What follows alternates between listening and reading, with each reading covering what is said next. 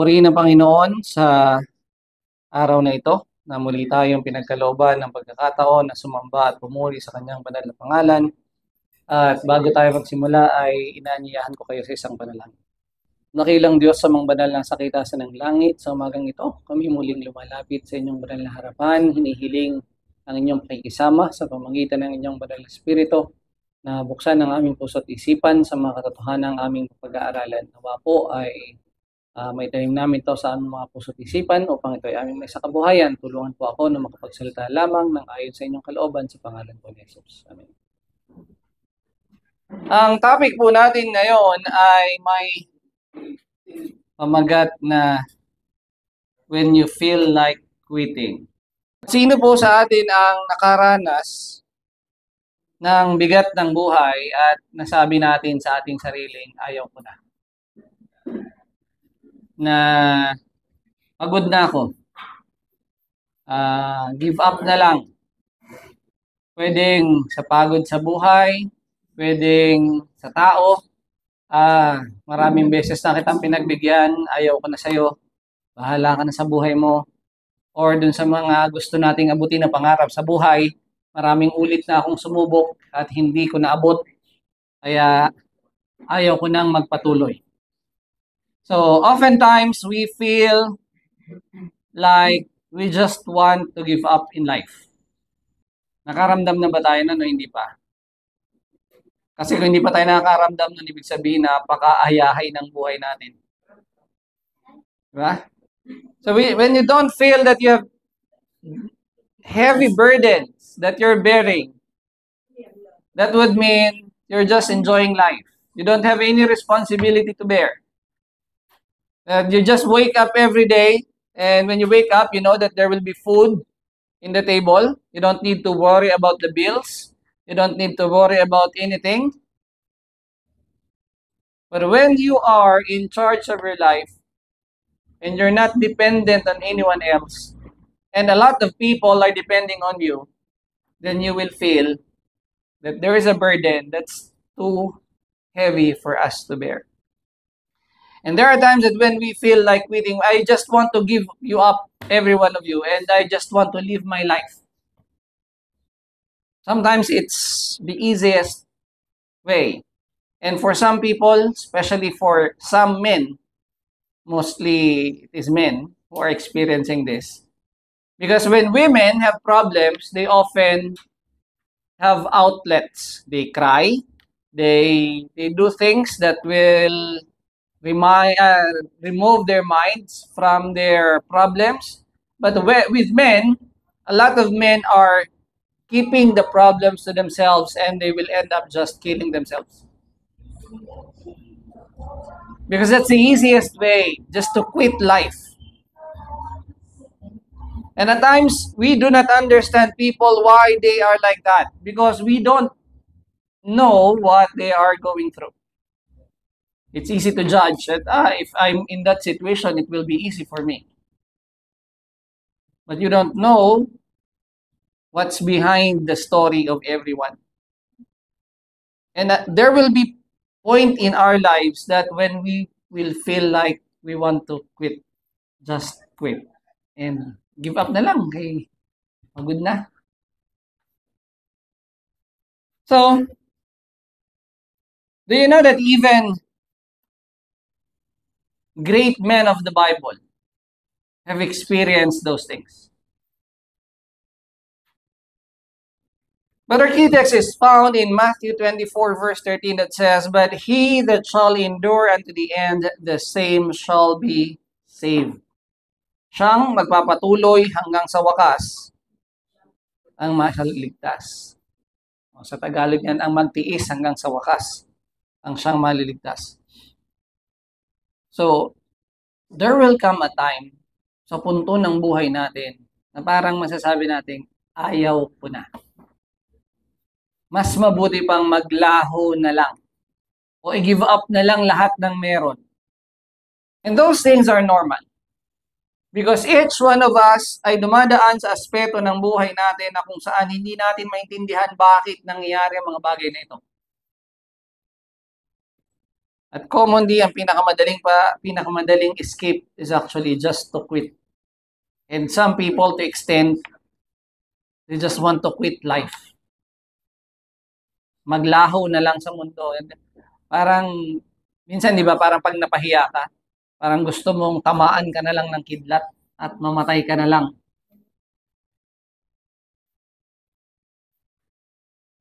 So, there are several reasons why people would like to just quit life.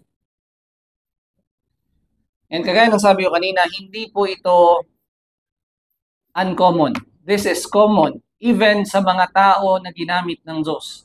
Sa mga taong kinikilala natin na malapit sa Diyos, na sila'y parang, ano pang pinoproblema nitong mga ito? Tingnan nyo, ang ganda-ganda ng sulat sa kanila tungkol sa kanila sa Biblia. Now, I'd like to cite several examples. Sino to?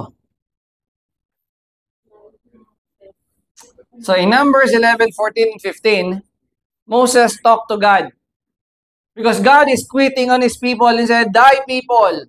These are hard-headed people." And Moses was fed up with the complaint. Every single problem, it's being put onto Moses. Wala kaming makain, wala kaming tubig, wala kaming ganito. Yung kapitbahay namin ganito, every single problem is being addressed by Moses. And Moses said, "Panginoon, hindi ko ito kaya."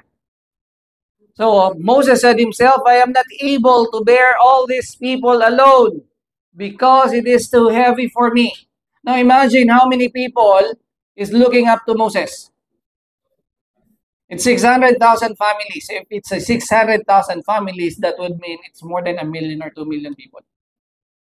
Every single day, there will be complaints, right? So, sino sa inyo ang merong 10 tao, 20 tao sa loob ng bahay? Tahimik ang bahay pag gano'n o maraming reklamo? Ay, si ganito, bakit gano'n? Bakit ganito si ganyan?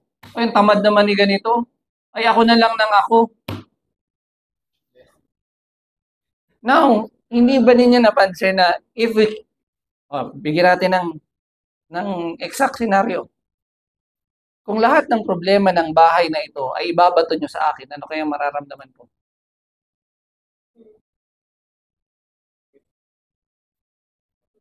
Yung isasara ko ba itong tubig o hindi? Papatayin ko ba yung ilaw o hindi?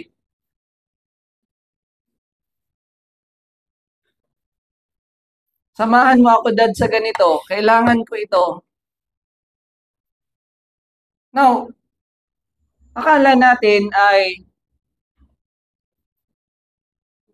madali yung bagay na pag tayo yung may kailangan.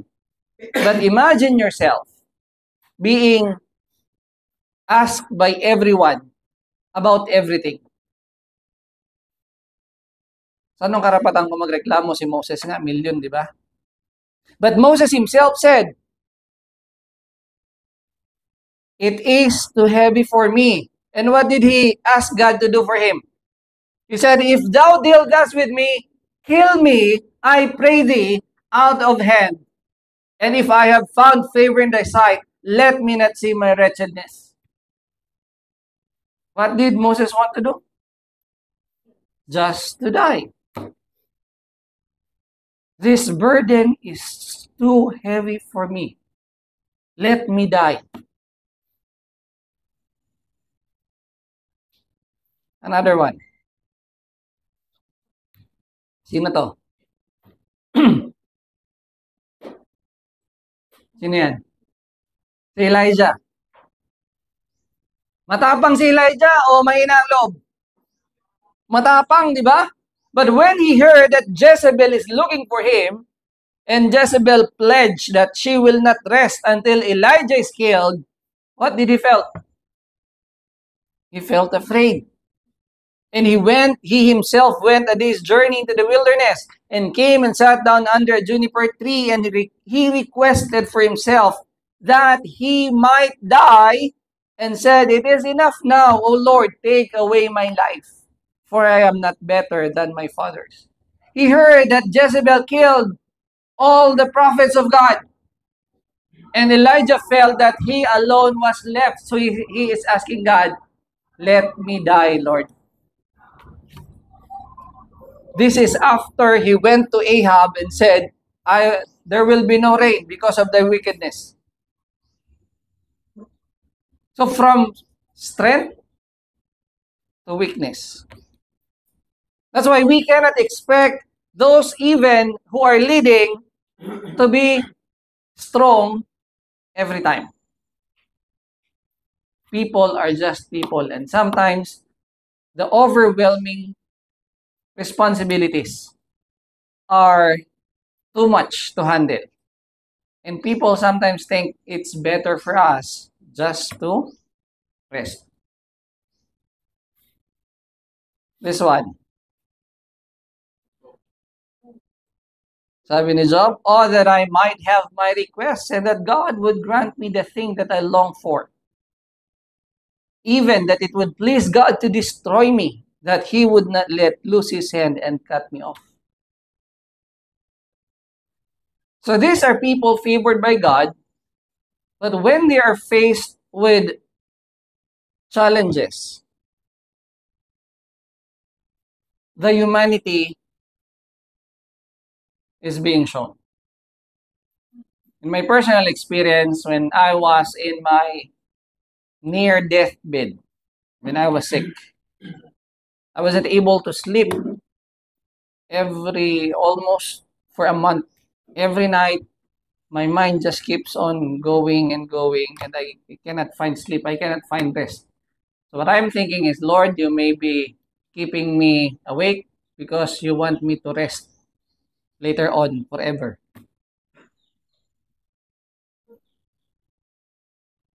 The thing that's bothering me is, if I die, what will happen to my children and my wife? Because I know that if I die, somebody else will take my place in the ministry. But no one can take my place as the father to my children. Pero dun sa hirap ng buhay ko nun, parang mas madaling mamatay. Kasi hindi ka makahinga ng maayos. Hindi ka makakain ng maayos. Hindi ka nga makatulog ng maayos. Hindi ko alam kung anong posisyon ng paghiga ko. Hihiga ba ako ng nakahiga, nakadapa, nakatagilid?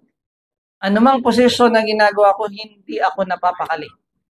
May umiikot na hangin dito, na yung hininga mo na parang kalahati lang.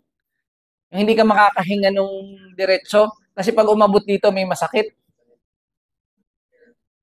So in that instance of my life, I just wish that I should die. But nevertheless, sabi ko, Panginoon, not my will, but thine. So anong realidad? Dumadaan ang bawat isa atin sa isang pagkakataon. Maaaring hindi lang isa, maaaring hindi lang dalawa. No? Yung mga nakaraang naging problema natin sa finances, sa laki ng problema, parang gusto ko lang din maglaho.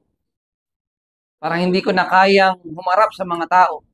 Nabagaman hindi ko kasalanan, pero responsable ako, ay parang nakakahiya. Parang mas madali na lang mawala sa mundo. But God will always have a purpose why we are not yet dead. So kung tayo gumigising pa tuwing umaga, ibig sabihin, hindi pa tapos ang purpose ng Diyos para sa atin. Gaano man kabigat yung pasanin na meron tayo, hanggat gumigising pa tayo tuwing umaga, meron pang plano ang Diyos para sa atin. Sabi sa Patriarchs and Prophets 1:29, God permits trials to assail His people, that by their constancy and obedience, they themselves may be spiritually enriched, and that their example may be a source of strength to others. Bakit isinulat pa yung mga salita ni Moses na patayin mo na ako, Panginoon? Kay Elijah, patayin mo na ako, Panginoon. Si Job, sabi niya, patayin mo na ako, Panginoon. Ba't kailangan pang isulat yun? So that we, as we read them, may be inspired that even those people, the great men of the Bible, are just human beings like us, who experience depression, discouragement, but they did not quit. So why do we feel like quitting? So anyone can have his own or her reason why does he or she wants to quit. And commonly, these are from discouragement. I am doing this for a long time and I'm not seeing any result. Fatigue. Ang hirap mong ipaglaban. Di ba? Hanggang kailan kita ipaglalaban? Fear. What if I fail again? I've done it so many times and I'm not succeeding. What if I fail again? And loneliness. I just want to quit. Wala namang nagmamahal sa akin. Ako na lang mag-isa sa mundo. Ako na lang mag-isang lumalaban sa buhay.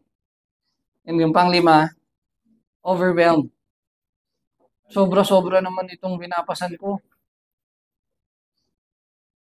I'd like you to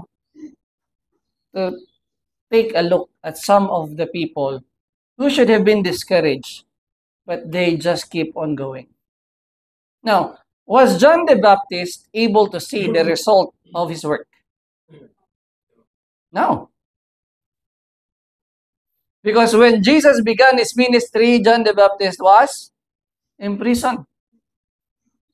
And the only way he was able to know that Jesus truly is the Messiah is by the report of his disciples.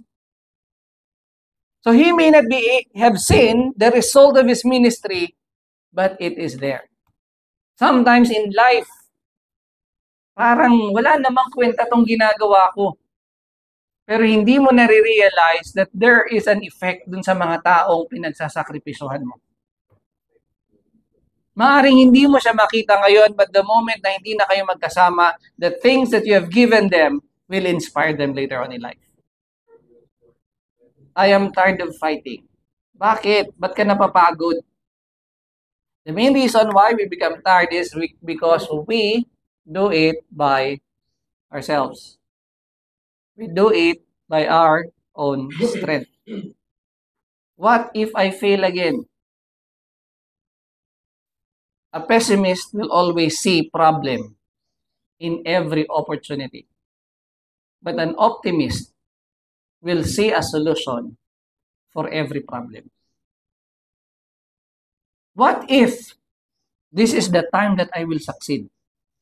So you can place two different people in the same situation, but they will see things differently. So anong klaseng mindset meron tayo? And loneliness, alam niyo po yung taong malungkot? Because people would like to have their happiness based on how people perceive them. Some people would like to be approved by others. Na yung kasiyahan niya ay dapat yung iba ay nakikisaya sa kanya. But you can find happiness even without others as long as you are with God. And overwhelmed. I bear too much burden. Bakit tayo nahihirapan? Do you know the main reason of too much burden? Is because we are borrowing burdens not given to us. Hindi mo naman problema, pero ikaw ang nagbubuhat. So, nahihirapan ka. Now, among all this, pag sinamarize mo lahat ito, discouragement, fatigue, fear, loneliness, overwhelmed, it will boil down to this word. Self. Ako. Ako ang nagbubuhat. Ako ang nahihirapan. Ako. Now, when we look to self and away from Christ, everything in this life is heavy. Tama, mali? Gaano man kadaling isang bagay, kapag sa sarili mo nakatingin ka, yung simpleng bagay parang napakabigat. Sabi nga ni Martin Luther, if I look to myself, I see no reason why I should be saved. So lahat ng bagay na meron dito, parang hindi natin to kaya. Lahat na lang, ang dami-dami problema, hindi ko na to kaya. Pero hindi nagtapos doon yung sabi ni Martin Luther. Sabi niya, but if I look to Christ, I see no reason why I should be lost. So it's a matter of perspective. Paano natin tinitingnan ng isang bagay? When you read the word impossible, to a pessimistic mind, it cannot be done, right?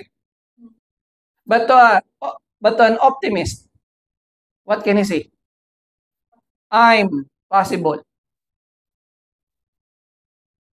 How can impossible be possible?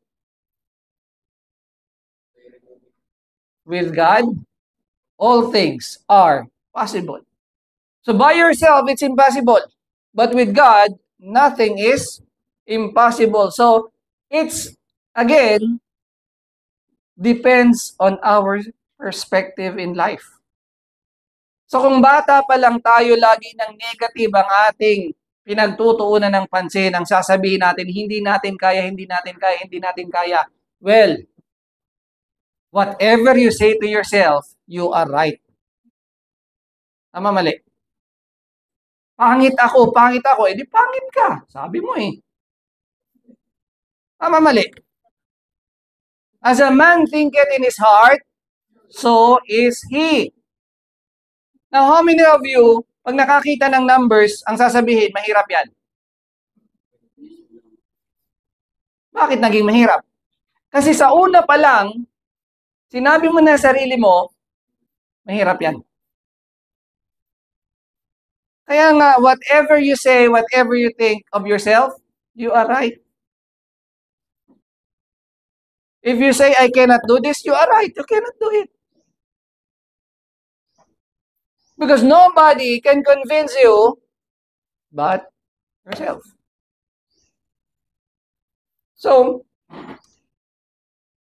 if we are not ready to fight the battles of life, and especially with the generation today, when everything is being spoon-fed, a little hardship in life, they will complain. Sa panahon natin noon, pag binato ka ng eraser ng teacher mo, proud ka pa. Uy, binato ako ni ma'am. Hindi ka uwi sa bahay, sabi mo, binato po ako ng teacher ko ng eraser. Eh, alam mo kung ba't ka binato? Sino ba binabato ng eraser? Di ba yung may ingay? So alam na alam mo, bakit ka ginagalitan ng teacher mo? Kasi makulit ka. Sa ngayon, at during those times, ang mga parents, ang sasabihin nila sa anak nila pag umuwi, pag bumagsak ang anak nila, ang pagagalitan nila yung anak nila. Tama, mali? Ngayon, pag bumagsak yung anak, sino pagagalitan? Ba't hindi mo pinasa yung anak ko? Kasalanan ng teacher, bakit masama yung ugali ng bata? Now, it's difficult now ang maging teacher kesa noon. And sad to say, maraming teacher ngayon, they look at their jobs as their jobs. They don't care whether makabasa o hindi yung bata, matuto o hindi, basta nagawa ko yung lesson plan ko, okay na yan. Nakapag-report na ako. Tapos puro seminar ano.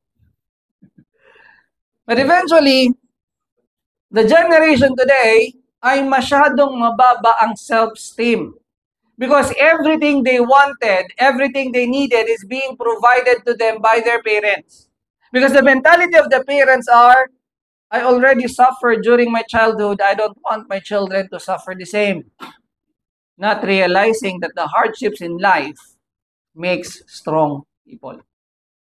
If everything can just be taken or can be get easily, people will not value those things. So lahat ng problema sa buhay natin, it will boil down dito sa sarili. Kapag sarili ang tinitingnan mo, lahat na lang ng bagay pwede maging imposible. Kapag sarili ang tinitingnan mo, lahat ng bagay mabigat. Kapag sarili ang tinitingnan mo, lahat na lang ng bagay ay pabigat sa'yo. I'd like you to see this scene. Scenario number 1. Imagine yourself digging for a treasure. And you've done everything you can. Ba? Naghukay ka naman. You dug a hole. And you keep on digging and digging and digging. And somebody came to you and said, and then you come to a point that you said that I've done enough. I'm a failure.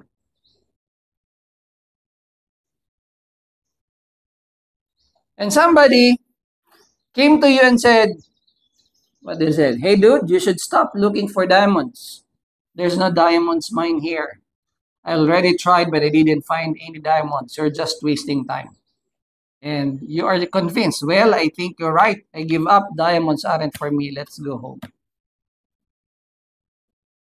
So, somebody tried it and did not succeed. You tried it and you did not succeed. And you are now convinced that what you are doing is just a waste of time. And how many times are we like that? When we try something and we did not succeed, we failed once, we failed twice. And then we can just say, this is not for me. Now, who among you knows Thomas Edison? Who is Thomas Edison? The light bulb. How many times did he fail? Did he think his experiments are failure? What did he say? Somebody said to him, what did you feel when you failed 1,000 times? He said, I did not fail 1,000 times. I just found out that there are 1,000 things that will not work.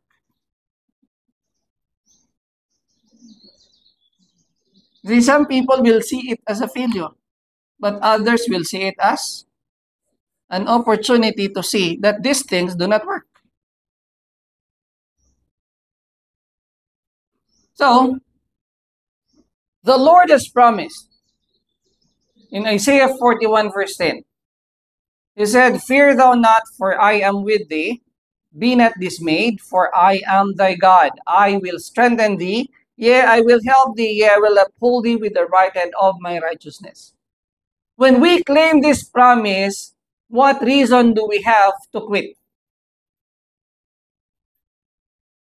The reason why we want to quit is because we do not take God at His words. He said, I am with thee. Fear thou not. Why you don't need to fear? For I am thy God. And the main problem today is people often forget that the Lord is God and He is powerful more than any problem that we are facing. Do you think you will quit if God is with you? The main reason you are quitting is because nasaktan ako eh. Ang hirap naman ito eh. Not realizing that God is placing you in that kind of situation because God wants you to be strong. Because you're going to face greater trials than what you're facing today. Napansin niyo po ba? Kapag naka-overcome ka ng isang weakness, ano ang sunod? Do you expect that life will be just smooth and easy? Or the moment you overcome something, you are going to expect that there will be greater temptations to overcome. Sa buhay, ganun po ang realidad. Kapag nakapanagumpay ka, mag-expect ka ng mas mataas na level ng pagsubok. And the more you overcome, the greater your faith will be, the stronger you will become. Ano ba ang sabi ni Sister White? For the disheartened, there is sure remedy. Faith, prayer, work. Ano ang gamot sa discourage? Faith, prayer, may kasugtong, may work. Hindi ka pwedeng maka-overcome kapag ikaw ay faith lang and prayer lang. Meron kang kailangan gawin. Faith and activity will impart assurance and satisfaction that will increase day by day. Are you tempted to give way to feelings of anxious foreboding or utter despondency? In the darkest days, when appearances seem most forbidding, fear not. Have faith in God. He knows what your need. He has all power. His infinite love and compassion never weary. Fear not that he will fail of fulfilling his promise. When God said something, he is bound to fulfill it. When God cannot fulfill his promise, nasaan ang problema? See, God has promised us protections and blessings. And if we are not receiving the protection and the blessing, the problem is not with God. The problem should be in us. Because God is always faithful. And if God cannot fulfill his promise, it is because we did not met the condition to receive the promise. Hindi mo pwedeng sabihin, Panginoon, ba't mo ako pinabayaan? Ang tanong mo lagi, Panginoon, anong kasalanan ko? He is eternal truth. Never will he change the covenant he has made with those who love him. And he will bestow upon his faithful servants the measure of efficiency that their need demands. Tandaan niyo po ha, kung anong kailangan mo, yun ang ibibigay ng Diyos. Huwag kang mag-expect na sobra-sobra. Kasi kung ano yung kailangan mo ngayon, yun pa lang yung kapasidad mo. And as you become faithful to those things that God is giving you, He will give you greater responsibilities in life. Remember Elisha. Did he become a prophet immediately? Or he did began as a servant first? And what is his work as a servant? Is he a scholar? No. His duty is to serve Elijah whatever Elijah needs. Pouring water, washing the clothes maybe, giving Elijah food to eat. It might be as humble as it can be. But Elisha did not complain because he knows that by serving Elijah, he is serving God. And he's being given the lesson of humility and full trust in God's providence. So when Elisha became the prophet, he knows what to do. And in reality, you can see a lot more of the things Elisha did than Elijah. Though they have a different fate, Elisha died in the old age, but Elijah went up to heaven without seeing death. But Elisha's responsibility is no less than the responsibility of Elijah. But take note, the power of Elisha is twice the power of Elijah. Because he asked, give me a double portion of thy spirit. Can we expect the same? Can we ask the same? Is the God that we're serving different from the God of Elijah and Elisha?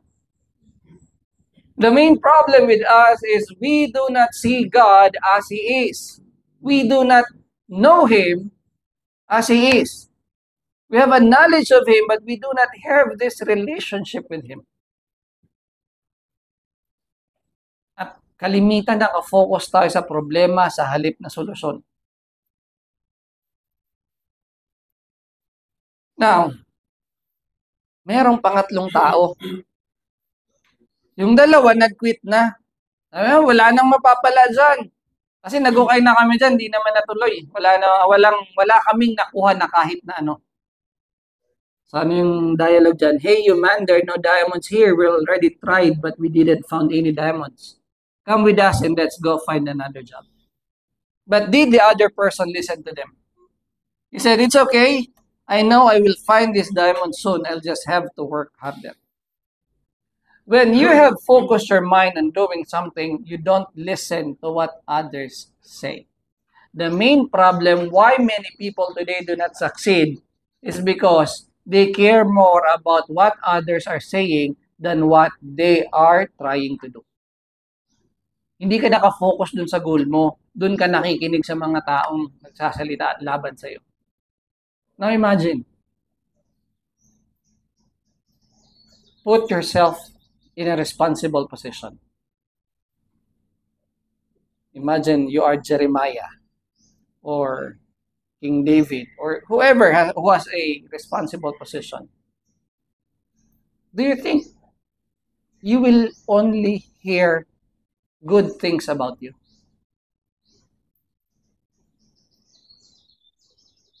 Do you think people will just love you for whatever you are?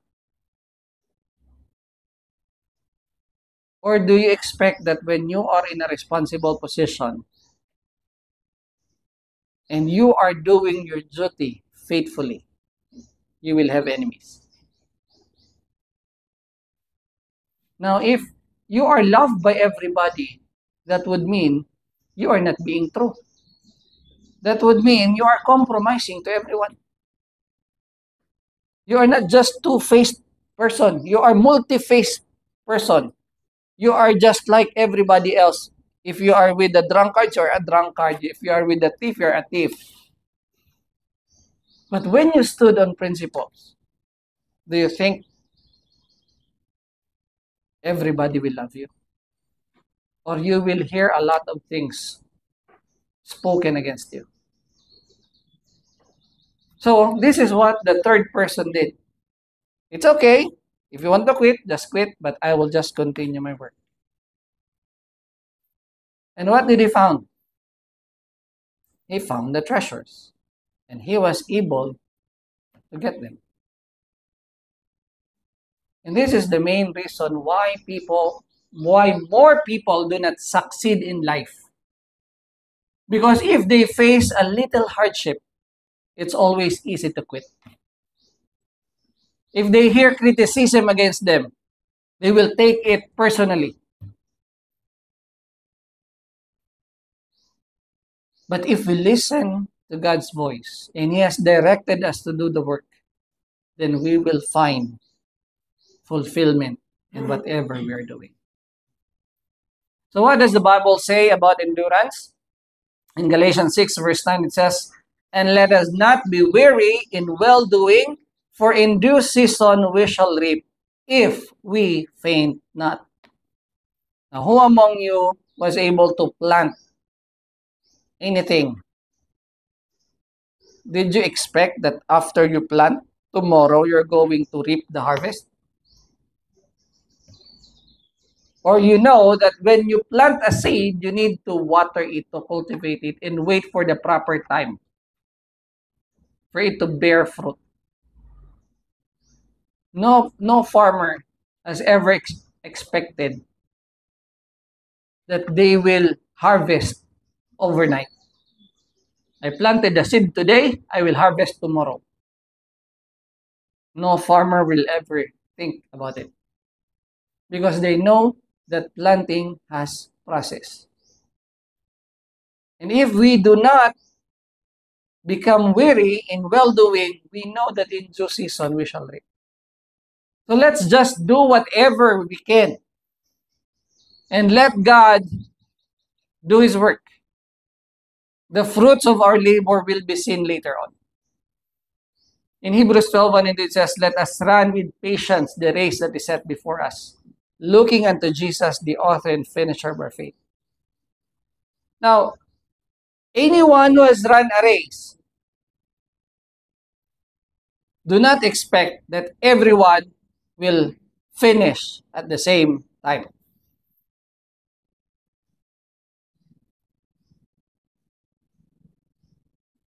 Is there any race that says everybody is a winner?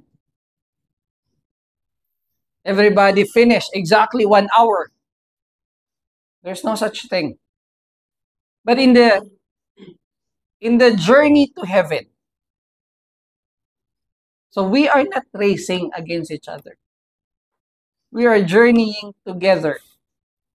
And some of us may be stepping fast, some may be stepping slow, but as long as we continue and persevere in our journey, we will reach our destination eventually. What else? In 2 Corinthians 8:4, 8, and 9, it says, we are troubled in every side, yet not distressed. We are perplexed, but not in despair. Persecuted, but not forsaken. Cast down, but not destroyed. Expect that in life, there will be problems to face. But if we are trusting God, we know that everything has a solution. In Isaiah 40, verse 31, it says, but they that wait upon the Lord shall renew their strength. They shall mount up with wings as eagles. They shall run and not be weary. They shall walk and not faint.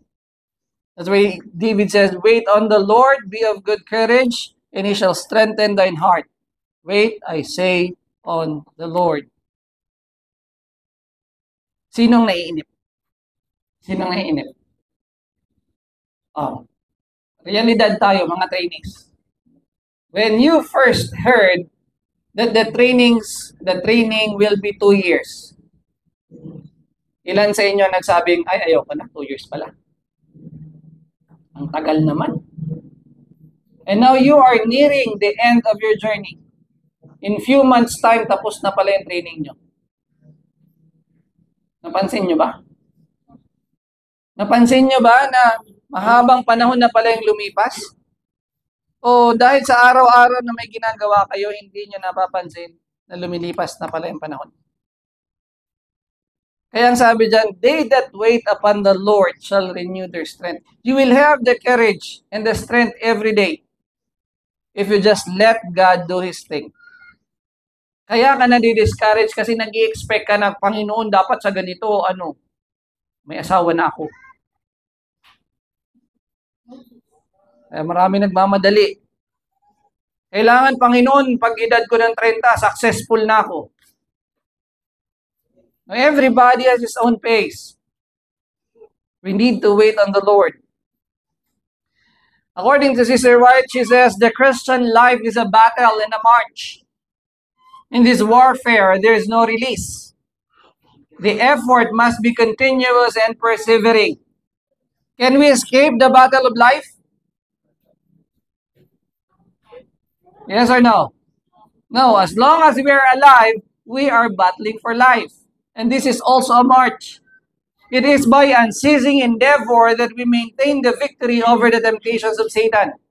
Christian integrity must be sought with resistless energy and maintained with a resolute fixedness of purpose. Kaya yung mga taong hindi nag-quit kasi malinaw sa kanila anong gusto nilang mangyari sa buhay nila. But if we don't know what we want to do in life, everything will be a burden. But if we know what we want to do in life, everything is a lesson. Every day is a new day to learn something from God. So what do we do? What to do when you feel like quitting? Anong kailangan mong gawin pag ayaw mo na, pero gusto ko nang mag-give up na lang? Anong common na ginagawa ng mga tao pag gusto kang quit? Magpo-post ako sa Facebook. Hirap na ako.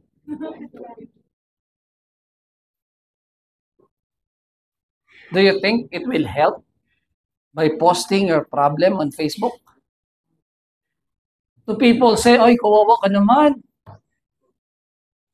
Will it help? Makakatulong ba sa problema mo pag narinig mo, kawawa ka?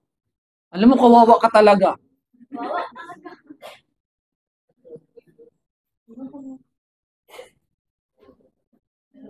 Will it help? Masosolve ba yung problema mo kapag narinig mo na sinabi ng tao, kawawa ka nga?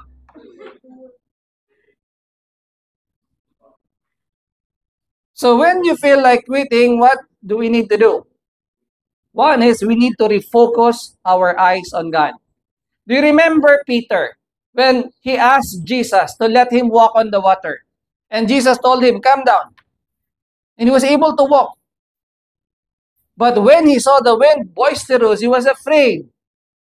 And he sunk on the water and said, Lord, help me. Immediately, Jesus stretched forth his hand and caught him. So, bakit lumubog si Pedro? Because he removed his eyes from Jesus to the boisterous wind. And that is commonly our problem. Sinabi na nga ni Jesus, hindi kita iiwan. Huwag kang matakot. Panginoon, ang lakas ng bagyo. So when we look at the problem, instead of the one that will give us the solution, everything will become difficult. And unless Jesus saves us, we will stay on that kind of situation. So focus your mind, your eyes, on the one that is able to help you instead of the problem that you're facing. Remember God's promises. Philippians 1:6, it says, being confident of this very thing, that he which hath begun a good work in you will perform it until the day of Jesus Christ. The Lord is not slack concerning his promise. What the Lord says, he will do it. What did Jesus say? If you ask anything in my name, I will give it to you. If it is according to his will. Next is we need to rely on God's strength. Jesus said, my grace is sufficient for thee, for my strength is made perfect in weakness. Accept that you cannot do it by your own. So you need to seek God's help. The problem with us is we think we can carry the burden ourselves. Kaya nahihirapan tayo. Pero kapag binigay mo kay Kristo, nang sabi niya, cast your cares upon me, and I will give you rest.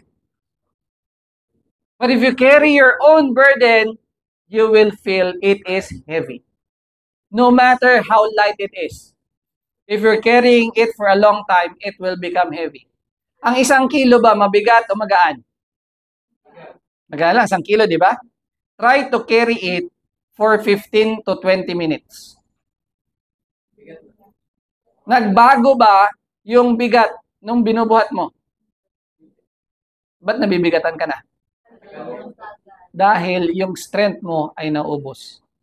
But when you are not relying on your strength, but when you're relying on the strength of Christ, gaano man kabigat yan, gaano man katagal binubuhat yan, hindi yan mabigat. Bakit? Kasi hindi mo lakas ang ginagamit mo. Reignite your purpose. Buhayin mo. Ano ba talaga? Sapagkat ang sabi dyan, for the vision is yet for an appointed time, though it tarry, wait for it, and it will not tarry. Kaya ang sabi dyan, wait on the Lord. Why? Because God is never early or late. He is always on time. Kaya ka naiinip, kaya ka nabibigatan kasi gusto mong pangunahan ng Diyos. Di ba kagaya ng ginawa ni Abraham? Sa halip na wala sana siyang problema, gumawa siya ng problema. Dahil hindi nagkakaanak si Sarah, ay inanakan niya si Hagar. Hindi niya hinintay yung oras na bubuksan na ng Diyos yung sinapupunan ni Sarah. At ganun yung nangyayari sa atin. Gusto nating pangunahan ng Diyos, so sa halip na wala tayong problema, may problema tayo. Hindi sa atin pinapabuhat, binubuhat natin. Kaya napapagod tayo. And this one is very important. Reach out for help. Hindi po kawalan o kabawasan sa pagiging tao, lalo na sa pagiging lalaki, ang aminin mo na kailangan mo ng tulong. Kasi kalimitan lalaki ma-pride. Hindi ako hingi ng tulong, kaya ko ito. Anong sabi ng Bible? 2 are better than 1. For if they fall, the one will lift up his fellow. Eh, di ba si Christ, nung nag-send out siya ng mga disciples, He sent them 2 by 2. Mas malakas ang dalawa kaysa isa. So sabi ni Sister White, we often think we are having a hard time in bearing burdens. And it is too often the case. Because God has not made any provision for us to carry these burdens. Hindi naman sa'yo pinapabuhat, binubuhat mo. So wala kang supply ng lakas galing sa Diyos para buhatin yun kasi hindi naman yun sa'yo pinapabuhat. But when we bear his yoke and carry his burden, we can testify that the yoke of Christ is easy and his burdens are light because he has made provision for this. So kapag yung inuutos ng Diyos ang ating ginagawa, magaan. Bakit? Kasi siya mismo ang magbibigay ng provision para magawa mo yung pinapagawa niya. Pero kung ginagawa mo yung bagay na hindi niya pinapagawa, so ma-sideline ka ng pagbubuhat ng hindi naman siya pinapabuhat, nahihirapan ka kasi hindi siya nagbigay ng ang Diyos ng kalakasan para buhatin yon. But when you feel depressed and discouraged, do not give up the battle. You have a living Savior that will help you and you will have rest in Him. Pero kahit pa nangyari yon, huwag ka daw mag-give up. Alalahanin mo pa rin na meron kang Panginoon na tutulong sa iyo kapag ikaw ay nagpahinga sa Kanya. And another thing, sabi pa ni Sister Watt, when you have a yoke that is galling to the neck, you may know it is not Christ's yoke. For He says, His yoke is easy. Kapag may binubuhat ka at mabigat ito sa iyo, sigurado hindi yun galing sa Panginoon. Kasi kung galing sa Panginoon, ang sabi niya, madali lang ang aking pamato. So Jesus is our ultimate example. He said, "Oh my Father, if it is possible, let this cup pass from me." So in His human nature, He said, kung pwede lang, wag ko na itong danasin. But, ipinailalim niya yung kanyang human will sa divine will. He said, "Nevertheless, not as I will, but as thou wilt." And in Hebrews 12 verse 3, it says, "For consider him that endured such contradiction of sinners against himself, lest ye be wearied and faint in your mind." So bakit kailangang panagumpayan ni Kristo yung paglalaban sa kanyang kalooban? Kasi baka mapagod daw tayo at maisip natin na hindi naman ito dinanas ni Kristo. So Christ has to experience the battle within Himself so that He can succor those who are being tempted as well. Christ was treated as we deserve, that we might be treated as He deserves. He was condemned for our sins in which He had no share, that we might be justified by His righteousness in which we had no share. He suffered the death which was ours, that we might receive the life which was His. With His stripes, we are healed. Ano ang pwede mong idahilan kay Kristo at sasabihin mo, hindi ko kayang gawin, Panginoon? The only time we can say that we cannot do the things that He is telling us to do, is when we do not trust that He will help us accomplish it. When we do not trust God on His word, when we listen to the temptations of the enemy, then surely we will fail.